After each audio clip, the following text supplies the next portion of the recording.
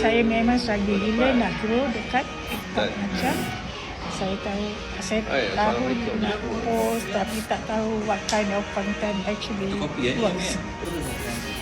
Tak tahu nak engage masa live dan honestly selalu blur nak start dari mana. View pun seram-seram je.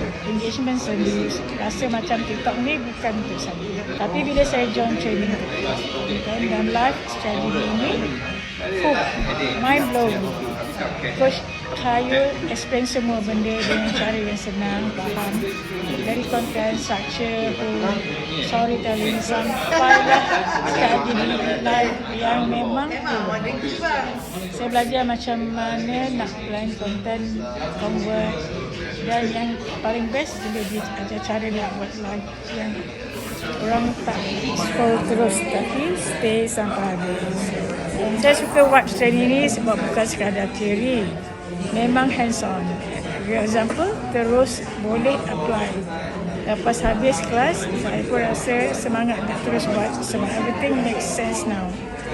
So, kalau korang tengah start dengan TikTok, tak tahu nak mula atau nak naikkan sales melalui content and live, seriously, you need to join this training. Coach Khairul ni memang jenis cakap, bukan cakap kosong. Dia share dari pengalaman dia sendiri yang memang proven result. Dia tunjuk jalan yang jelas step by step. Tapi tak bagi pening. So jangan tunggu lama. Trust me, this training will level up your TikTok games. Gila-gila punya.